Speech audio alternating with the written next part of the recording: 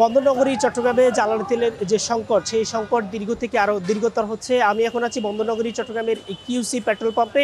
এখানে সকাল থেকে অর্থাৎ বেলা ফুরার আগেই কিন্তু চালকদের উপস্থিতি ছিল চোখে পড়ার মতো। আমরা দেখেছিলাম যে আসলে বন্দরনগরী চট্টগ্রামের শহরে প্রায় ৪৫টি পেট্রোল পাম্প রয়েছে। এর মধ্যে বেশিরভাগ পেট্রোল পাম্প কিন্তু তেল না থাকার অজুহাতে বন্ধ করে দেওয়া হয়েছে, বন্ধ দেখানো হচ্ছে এবং বলছেন যে আসলে এখানে ফুয়েল সংকট রয়েছে। তবে এই পেট্রোল পাম্পটিতে আমরা দেখেছিলাম আসলে জ্বালানি তেলের যখন সংকটময় মুহূর্ত ছিল, ঠিক তখনও তারা তেল দিয়ে সহযোগিতা করেছেন। আমরা পেট্রোল পাম্প কর্তৃপক্ষের সাথে কথা বলবো, আপনাদের চাহিদা কতটুকু ছিল, কতটুকু তেল দিয়েছে। আজকে আমাদের কিন্তু ভালো ২৭,০০০ অকটেন আর ৯,০০০ ডিজেল দিছে। এই যে সংকট, এই সংকটের নিরসন থেকে আসলে উপায় কি, বা এই সংকটটা কি স্থায়ী হবে কিনা, কি মনে করছেন? আসলে এটা তো ডিপেন্ড করতেছে তো বৈশ্বিক সমস্যা, এটা তো আমাদের একার না।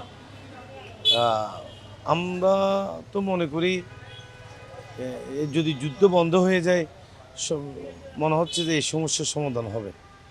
আসলে দেখতেই পাচ্ছেন তিনি মূলত যে বিষয়টি বলতে চাচ্ছেন, ইরান এবং আমেরিকার মধ্যে যে যুদ্ধ পরিস্থিতি, সেই যুদ্ধ পরিস্থিতির কারণেই মূলত এই সংকট তৈরি হয়েছে। আমরা দেখেছি আসলে বন্দরনগরী চট্টগ্রামে প্রায় ৪৫টি পেট্রোল পাম্প রয়েছে। এর মধ্যে বেশিরভাগ পেট্রোল পাম্পই কিন্তু জ্বালানি তেলের একটি সংকট দেখিয়ে তারা পেট্রোল পাম্পগুলি বন্ধ করে দিয়েছেন এবং বলছেন যে আসলে সেখানে নো ফুয়েল একটি ব্যানার টাঙিয়ে দেওয়া হয়েছে। তবে কয়েকটি পেট্রোল পাম্প খোলা রয়েছে, সেখানেও কিন্তু আমরা একটা রেশনিং পদ্ধতি দেখেছি এবং যে কয়েকটি পেট্রোল পাম্পে তেল দেওয়া হচ্ছে সেখানে ১ থেকে ১.৫ কিলোমিটারের দীর্ঘ সারি আমরা দেখেছি। একদিকে যেমন তাদের কর্মঘণ্টা নষ্ট হচ্ছে, ঠিক একইভাবে তাদের পরিশ্রম হচ্ছে। অনেকেই কিন্তু অফিস রেখে এখানে এসেছেন। আমরা দেখেছিলাম ভোর ৬টা থেকে তারা দীর্ঘ লাইনে অপেক্ষা করছেন দীর্ঘ সময় ধরে। আমরা আরেকজনের সাথে একটু কথা বলবো।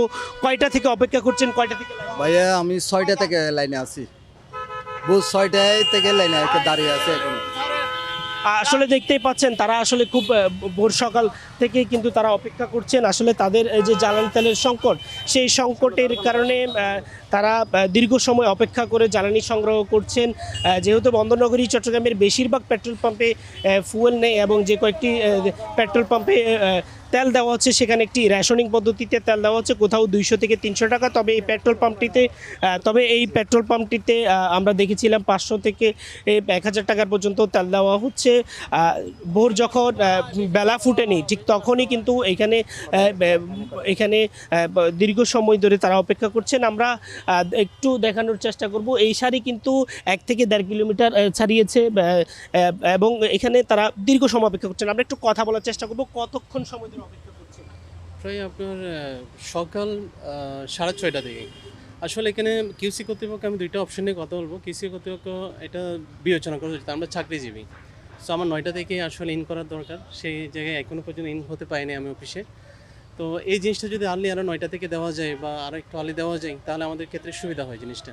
আরেকটা আমি লাস্ট ফ্রাইডে একটু দেখলাম, লাস্ট ফ্রাইডে আমাদের জমার দিন, জমার দিনও কিন্তু আমরা একই টাইমে, ওরা ১০টার থেকে কন্টিনিউ এই জিনিসটা বিরাজমান রাখছে। এই জিনিসটা আমি চাইবো কৃষি কর্তৃপক্ষ যাতে জিনিসটা সবসময় একটু আর্লি করে এই জিনিসটাই। আসলে দেখতেই পাচ্ছেন তিনি মূলত যে বিষয়টি বলছেন, এই যে দীর্ঘ সারি ১ থেকে ১.৫ কিলোমিটারের দীর্ঘ সারি, এই সারির কারণে কিন্তু সবচেয়ে বেশি বিপাকে পড়েছে কর্মজীবী মানুষরা। তারা বলছেন যে আসলে এই যে দীর্ঘ ১ থেকে ১.৫ কিলোমিটার দীর্ঘ সারি তারা পার হতে প্রায় ২ থেকে ৩ ঘন্টা তাদের যে কর্মঘণ্টা সেটি নষ্ট হচ্ছে।